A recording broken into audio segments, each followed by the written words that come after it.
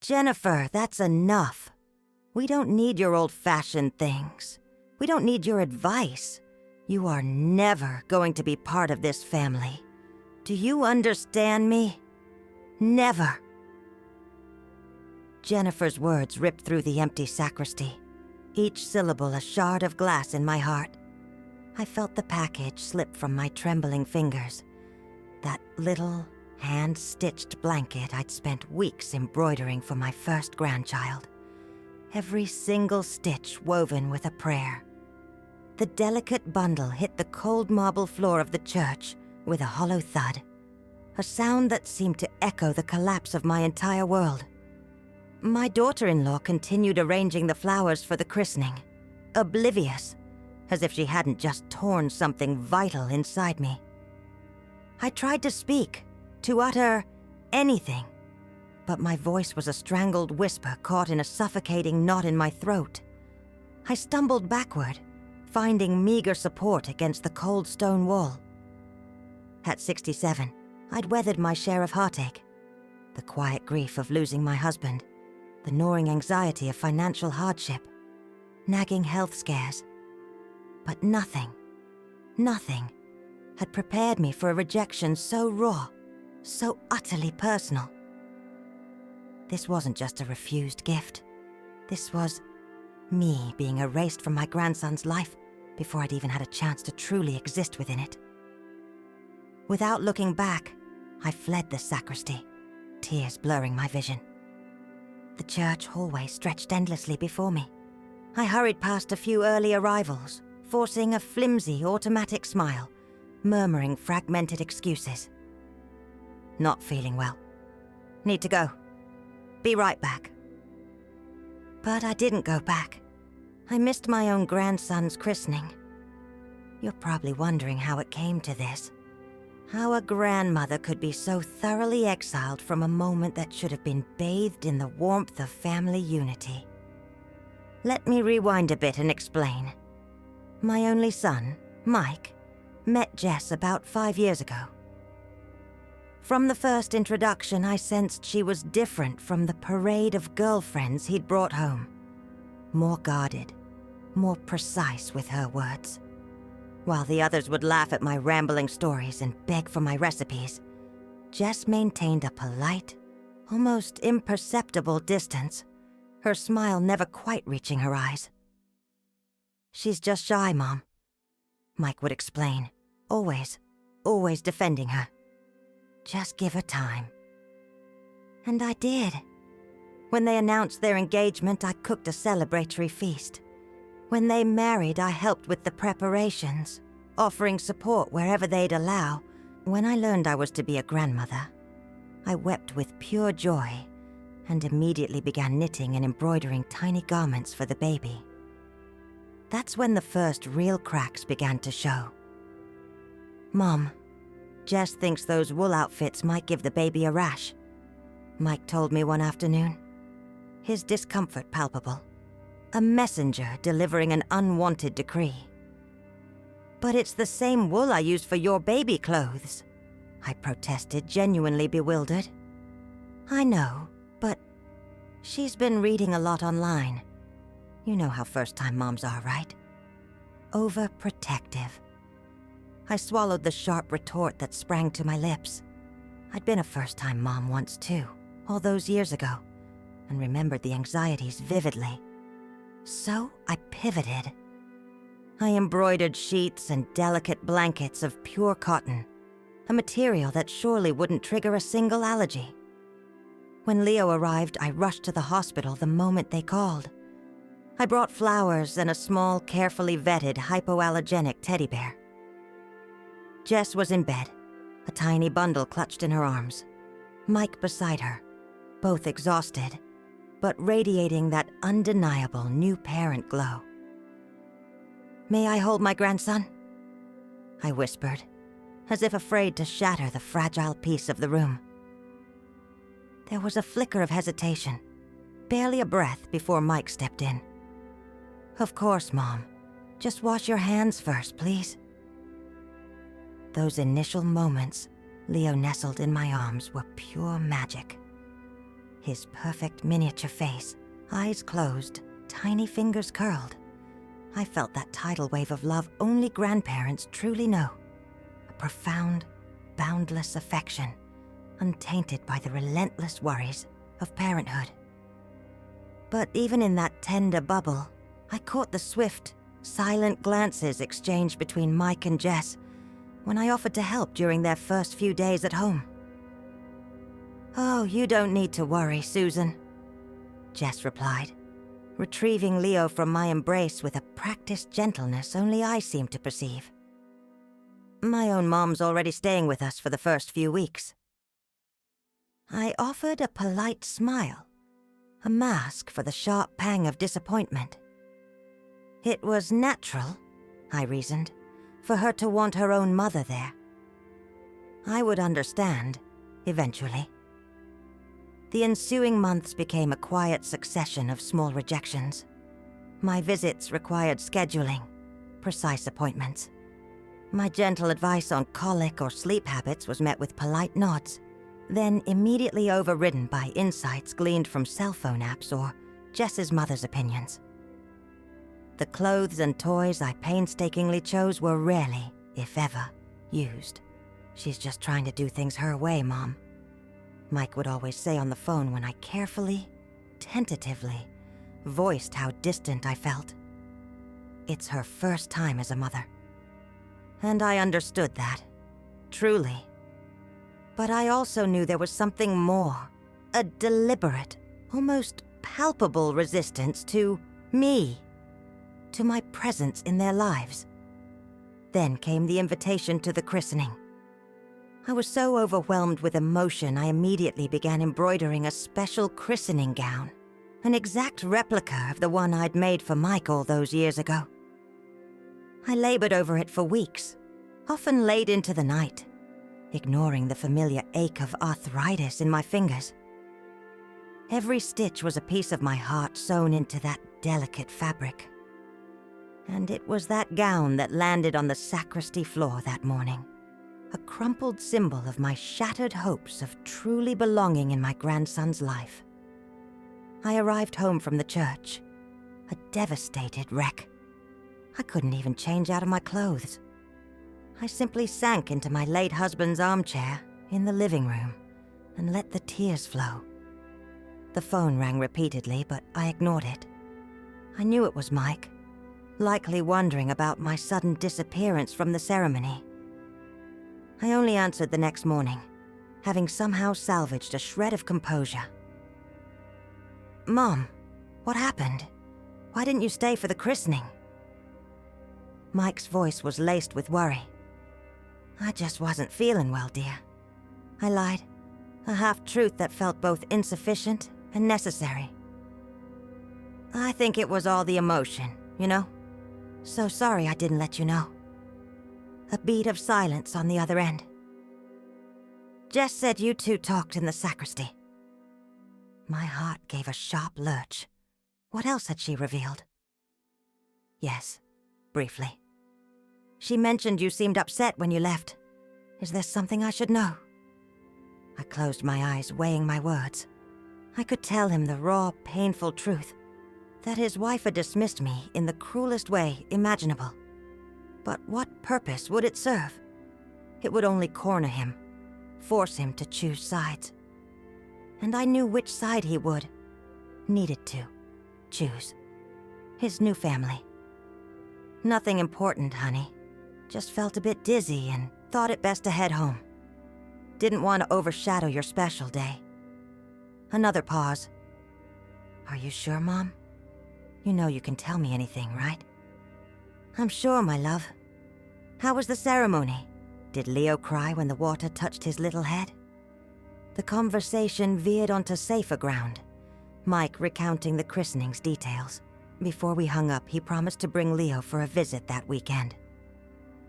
"Just the two of us," he added, and the subtext was clear. I got the message.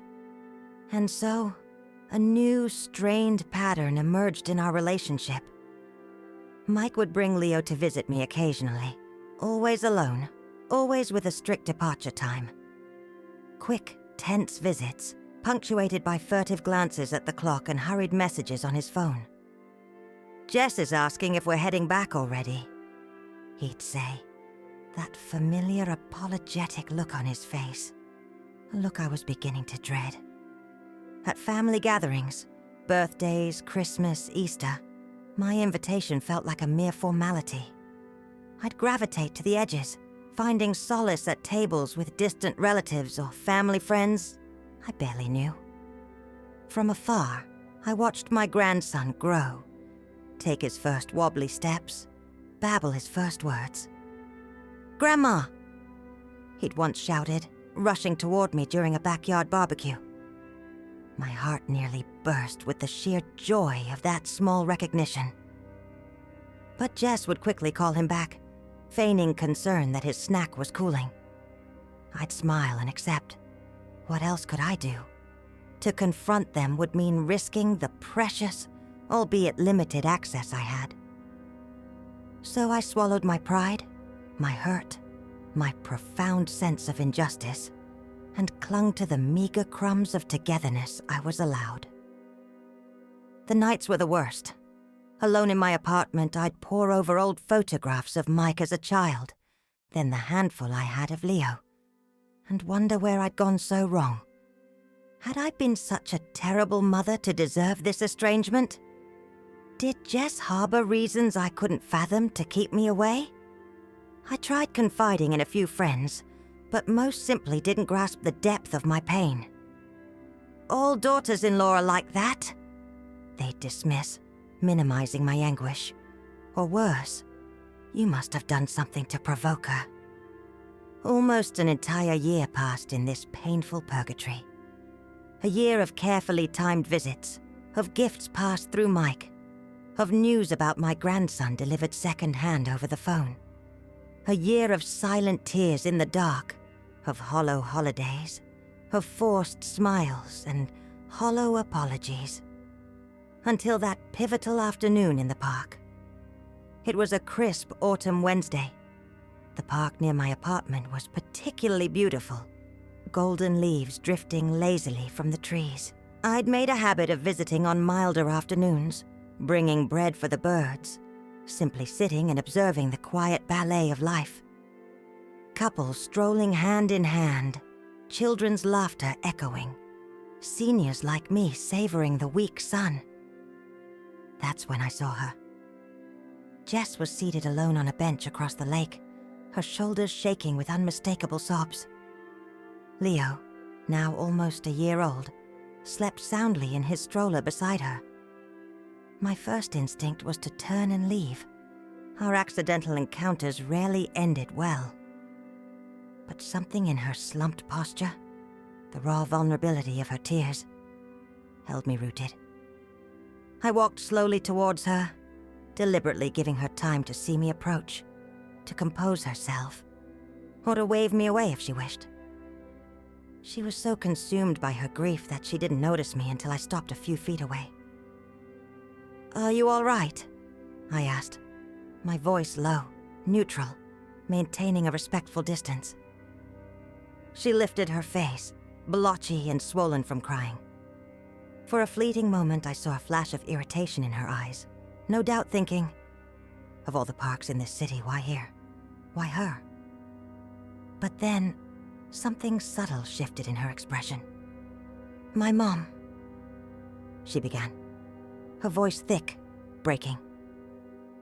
"I just found out she has terminal cancer." In that moment, I no longer saw the daughter-in-law who'd kept me at arm's length. I didn't see the woman who'd subtly, effectively exiled me from my grandson's life. I saw only a desperate daughter, utterly terrified at the prospect of losing her mother. And I recognized that pain, the exact, brutal ache I'd felt when I lost my own mother all those years ago. Without asking permission, I sat down next to her on the bench. Then, in a gesture that surprised us both, I reached out and gently took her hand. She didn't pull away. We sat there for a long, silent stretch, the only sounds the distant shouts of playing children and the occasional unbidden sob she couldn't quite stifle. "I don't know how I'm going to get through this," Jess finally whispered, her gaze fixed blankly on the horizon. "You won't go through it alone," I replied, the certainty of my words resonating from the deepest part of my soul. She turned her face to me then, truly looked at me, as if seeing me for the very first time. There was no pretense in my eyes, no hidden agenda, only the raw, undeniable recognition of a pain I knew far too intimately. Little Leo stirred in his stroller, beginning to wake. Jess quickly wiped her tears, trying to compose herself. "Can I help with him while you pull yourself together?" I offered, bracing myself for the familiar refusal. To my astonishment, she nodded. "Thank you." I gently lifted my grandson into my arms, feeling his warm, substantial little body. So different from the tiny infant I'd only been allowed to hold on rare, supervised occasions. He opened his eyes, stared at me with confused curiosity for a moment, and then broke into a wide, gummy grin that instantly melted my heart. "Hi, my sweet boy," I murmured, kissing his soft forehead. "Grandma Susan's here." Jess watched our interaction with an expression I couldn't quite decipher. When Leo began to fuss slightly, I gently handed him back to her. "I need to go," she said, standing up. "I have an appointment with my mom's doctor in an hour." "I understand," I responded, rising as well. "If you need anything at all, I'm here." She nodded, hesitated as if she wanted to say something more, but then simply turned and walked away, pushing the stroller along the pebbled path. I stood there for a long time, watching them disappear into the distance, unsure if that fleeting moment of connection meant anything lasting, or if it was merely a temporary truce forged by the shocking news she'd received. Either way, I felt a subtle shift, a whisper of change. That night, I did something I hadn't done in a very long time. I made a big batch of chicken noodle soup, the same comforting recipe my own mother used to make for me whenever I was sick or sad.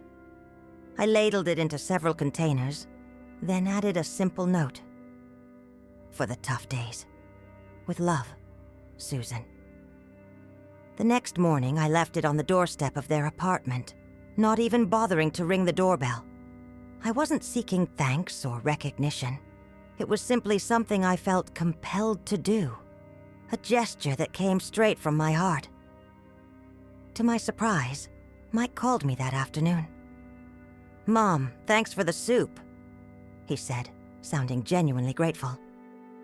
"Jess, she told me you two ran into each other at the park yesterday." "Yes," I replied simply, trying to keep my voice even. "How's she doing?" "Not great, honestly. Her mom started treatment today, but the doctors aren't very optimistic." "I'm so sorry to hear that, Mike." There was a pause, then she asked if you could, if it wouldn't be too much trouble, watch Leo tomorrow while we're at the hospital. My heart actually leaped in my chest. Could this be it? Could she actually be trusting me? "Of course I can," I practically blurted out, trying to sound calm. "What time would you like to drop him off?" "Actually," Mike continued, a slight hesitation in his voice, "she suggested you come here. It'd be easier with all of his things already here." I couldn't quite hide the surprise in my voice. "You mean I'd come to your apartment?" "Yeah, if it's not a problem." No problem at all. Not one bit. I'll be there whenever you need me." When I hung up, I practically collapsed onto the nearest chair. It was the first time in nearly a year that Jess had requested my presence, that she had invited me into her home, that she had entrusted her son to my care without Mike's direct supervision. I didn't know what had changed. If it was simply the practical necessity of needing a caregiver for Leo, if it was a quiet thank you for the soup, or if that shared moment in the park had truly chipped a tiny piece out of the formidable wall she'd built between us. Regardless, I felt a small, tenacious flame of hope flicker to life. Maybe, just maybe, this terrible situation with her mother could, in some unexpected way, pave the path for a new phase in our relationship. What I didn't realize then was just how wide that small crack would open in the months that followed. In the days that followed, I started accompanying Jess and Mike on their visits to the hospital. That first afternoon, caring for Leo in their apartment truly marked the beginning of a subtle, almost imperceptible shift. I remember the strange sensation of walking into a space that had always felt so forbidden to me. Jess quickly showed me where Leo's things were, her instructions short and practical. Diapers are in this drawer. He eats it too. Baby food's in the fridge. Before she left, she hesitated at the door, her gaze flitting between me and Leo, who was happily playing on the living room rug. "Thank you for doing this," she said, and for the first time, a raw vulnerability permeated her voice.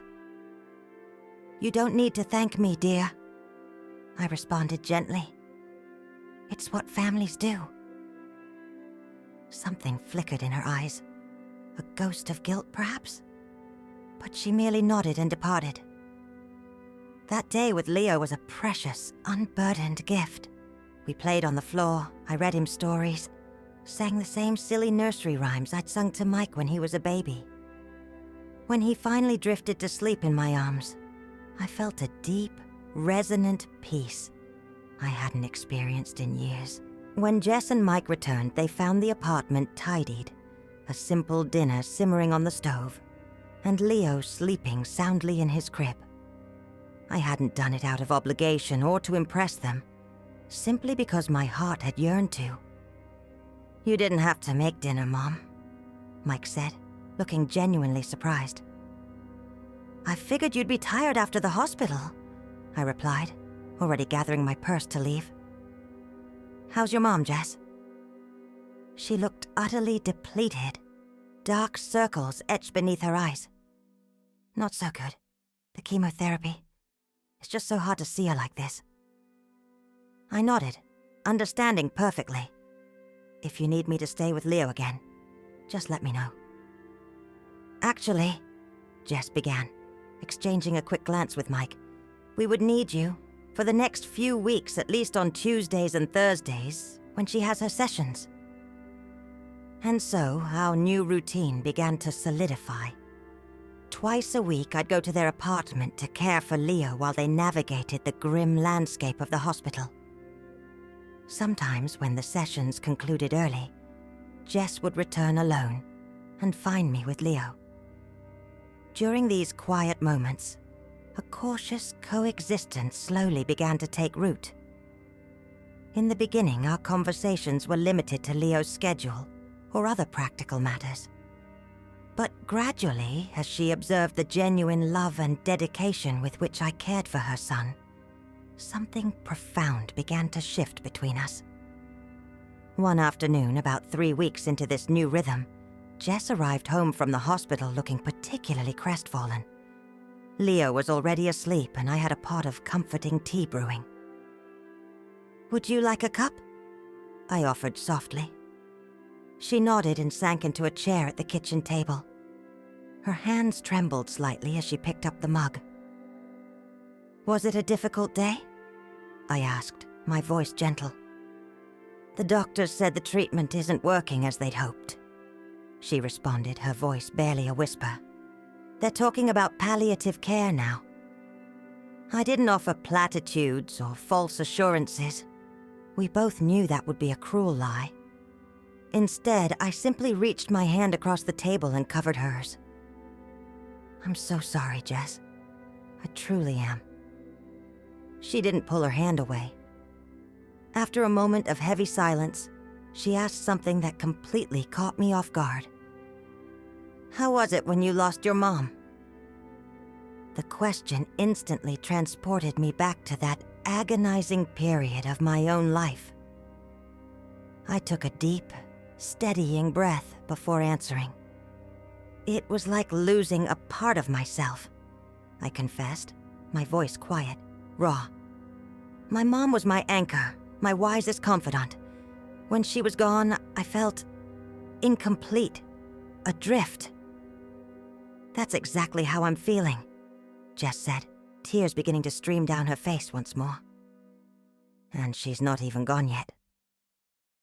"Grief often begins before the actual parting, when we know it's inevitable," I explained gently. "What you're feeling is entirely normal, my dear." She looked at me then, truly looked at me, as if seeing beyond the meddling mother-in-law she'd always perceived. "How did you get over it?" she asked. "I didn't get over it," I answered honestly. "I learned to live with the absence. The pain changes form over time. It becomes less sharp, less suffocating, but it never completely disappears." That night, for the very first time, we talked not as in-laws, but as two women, two daughters, sharing a universal human experience. When Mike arrived home later, he found us still in the kitchen, empty teacups between us, lost in conversation about our mothers.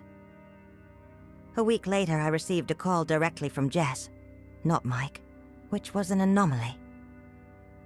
"Susan!" Her voice sounded urgent, tight with panic. "My mom took a turn for the worse. We need to get to the hospital now, could you?" "I'm on my way," I replied before she could even finish the sentence. When I arrived, Jess was frantic, fumbling to pack a bag while Mike tried to soothe a crying Leo, who was undoubtedly sensing the tension in the air. "Go," I said, already taking Leo into my arms.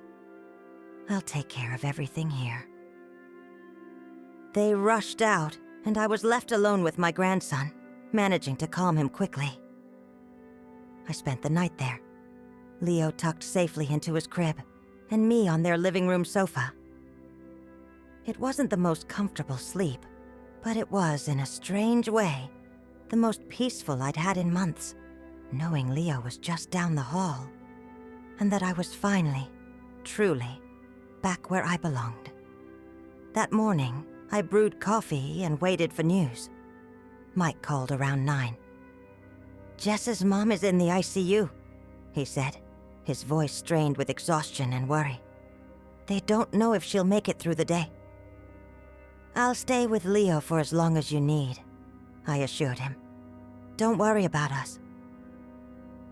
That day bled into 2, then 3. I went back and forth to my apartment for fresh clothes, but essentially, I temporarily moved into their place. I cared for Leo, kept the house in order, and prepared simple meals, leaving them in the fridge for when Jess and Mike returned, utterly drained, from the hospital. On the 4th day, I received the call we'd all been bracing for. Jess's mother had passed away in the early hours. My chest tightened with a familiar ache, reminding me of my own profound loss. When they arrived, Jess looked like a ghost, her eyes vacant, her movements robotic. I recognized that terrible state, the initial shock of loss, when the body moves purely by inertia, while the mind struggles to process the unthinkable. Without a word, I stepped closer and wrapped my arms around her. For a moment, she remained rigid in my embrace. But then she crumpled, deep, wrenching sobs racking her fragile body. Mike watched us, silent tears streaming down his face. "I'll take care of whatever's needed for the wake and arrangements," I told him over Jess's shoulder. "You two get some rest." In the days that followed, I naturally assumed the role Jess's mother would have played. I helped with funeral arrangements, greeted arriving relatives, looked after Leo, and ensured Jess ate something and rested whenever possible. At the funeral, I remained a silent pillar by her side. When people approached to offer condolences, many assumed I was an aunt or a close family friend. "This is Susan, my mother-in-law," Jess explained, and for the first time there was no emotional distance in her voice when she introduced me. An older lady, Jess's aunt, pulled me aside during the service. "It's so good she has you," she said, squeezing my hand.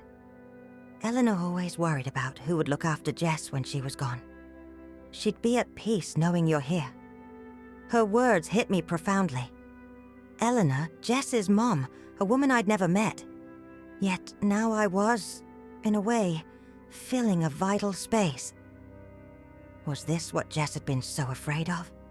That I'd try to take her mother's irreplaceable place? After the funeral, we all returned to their apartment. Jess was utterly exhausted, physically and emotionally. I helped her take a warm shower and get settled into bed, while Mike gently put Leo to sleep. Just as I was about to slip out of the room, she reached out, her fingers curling around my hand. "Stay a little longer," she whispered, her voice barely audible. I sat on the edge of the bed, still holding her hand. "I need to tell you something," she said after a long, heavy silence. "About that day at the church." My heart quickened. I hadn't expected us to revisit that painful memory, especially not now. "We don't have to talk about that right now," I assured her gently. "Yes, we do," she insisted, pushing herself up slightly, her eyes resolute.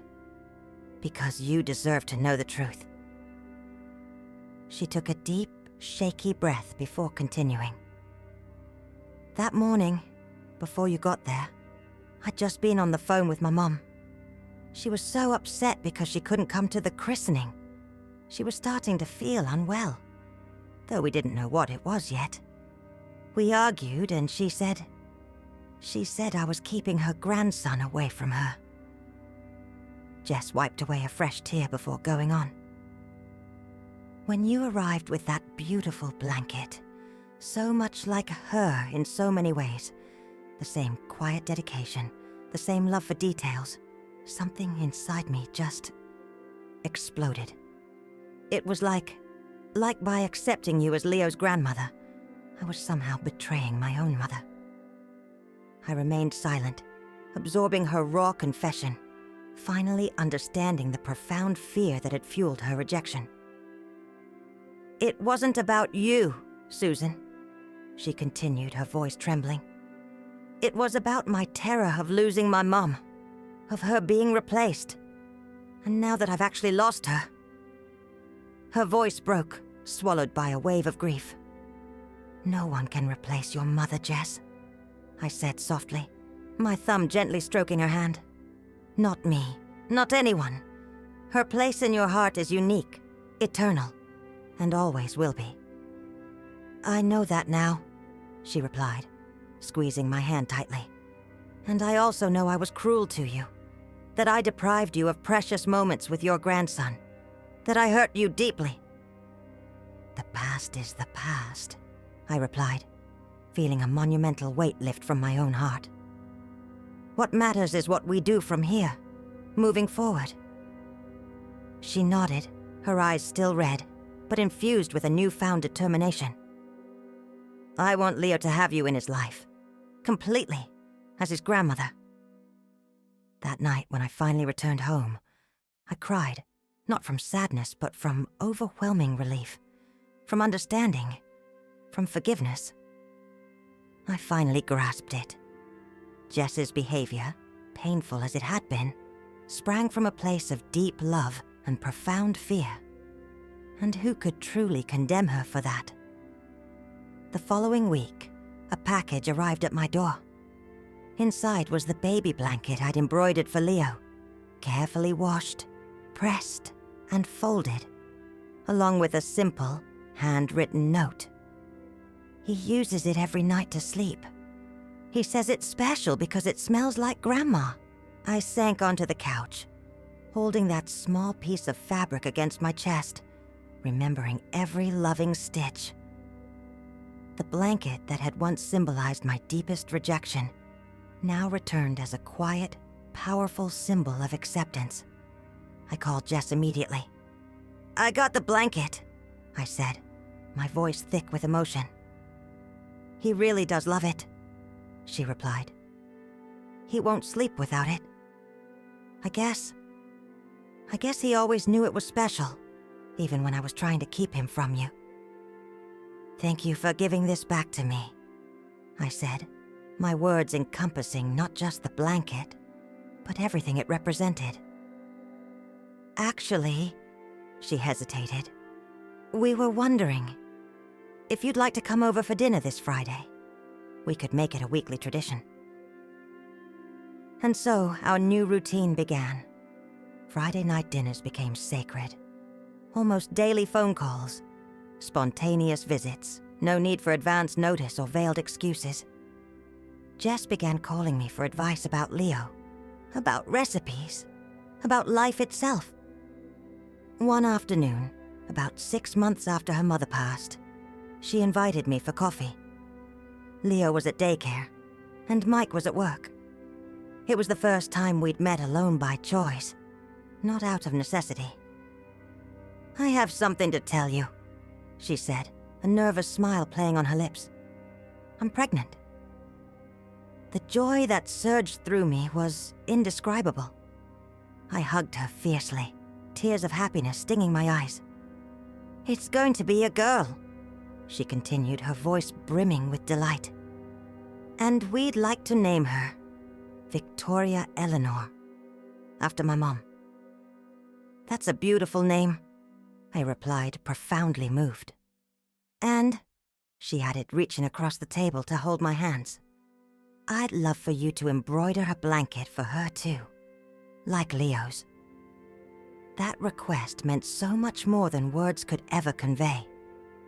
It was Jess telling me, unequivocally, that I had a legitimate, cherished place in her children's lives, that my contribution was valued, that I was irrevocably part of the family. I started embroidering the blanket for Victoria that very night. Each stitch was a silent prayer, a tender wish for love and protection for that little granddaughter yet to come.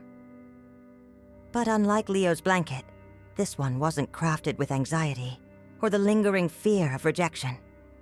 It was made with the quiet, profound certainty that it would be received with boundless love. Today, 5 years after that searing incident in the church sacristy, we still share dinner every Friday night. Leo, now 6, barrels into my arms the moment I arrive, eager to recount the triumphs and woes of his week at school. Victoria, at 4, is my devoted little shadow, always wanting to help when I bake cookies or cakes. Jess and I have forged a relationship I never imagined possible. We're not just mother-in-law and daughter-in-law. We are true friends, trusted confidants. She calls me almost daily, sometimes for advice, other times simply to share a quiet moment. In one of our recent conversations, she confessed something that truly resonated in my heart. "You know, Susan," she said thoughtfully, "sometimes I think my mom somehow orchestrated all of this." "What do you mean?" I asked, intrigued. "That meeting at the park wasn't a coincidence. I went there often. It was her favorite spot in the city.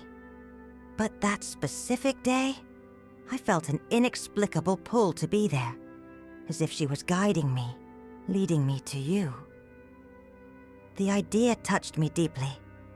Could it be possible that Eleanor, even in her last days, was consciously trying to build a bridge between us?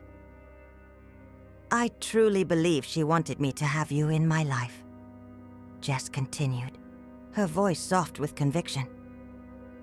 "That Leo and Victoria would have a present, loving grandmother. That Mike wouldn't have to be torn between the two of us anymore." We sat in comfortable silence for a moment, contemplating that beautiful possibility.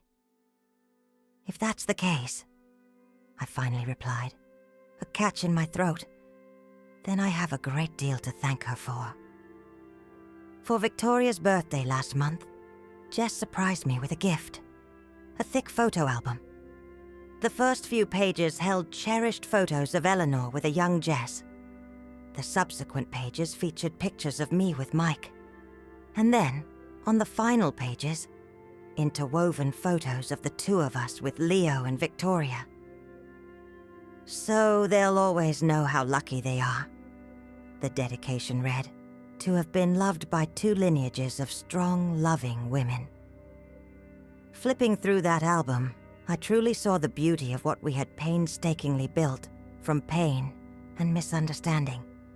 How two women, initially separated by fear and deeply ingrained mistrust, found a winding path to understanding and eventually profound mutual love. Sometimes when I'm in the kitchen, teaching Leo and Victoria how to make cookies from my grandmother's treasured recipe, I find myself thinking about how life takes its most unexpected, sometimes circuitous turns. Those cruel words in the sacristy could have been the bitter end of our relationship, but instead they proved to be only the painful beginning of something neither of us ever imagined possible. Jess told me once, as we watched the children playing, their laughter echoing in the sunny backyard. I think we needed to go through that difficult period to truly get where we are today. If it had been easy from the start, maybe we wouldn't appreciate what we have now nearly as much. And maybe she's right. Maybe time doesn't just heal old wounds, but also teaches you to truly appreciate that healing when it finally shows up. To cherish the fragile bridges you've built over those deep, dark chasms that once felt utterly impassable. Last night, tucking Victoria into bed, she looked up at me with that innocent, kid-like curiosity and asked, "Grandma, have you and Mommy always been friends?" I looked over at Jess, who was standing in the doorway, watching us, a soft smile on her lips. We shared a knowing glance, a silent acknowledgement just for a second, before I answered Victoria. "Not always, sweetheart. Not always. But we found out that love... well, love's stronger than any disagreement. And true families, the real ones, they always find their way back to each other, no matter what. And I guess that's the biggest lesson I've learned at 72. It's never too late to heal old hurts, to build those bridges, to truly open your heart. Time, that mysterious weaver of our lives. Sometimes it has to lead us down some pretty painful roads, just to gift us with joys we never would have known any other way.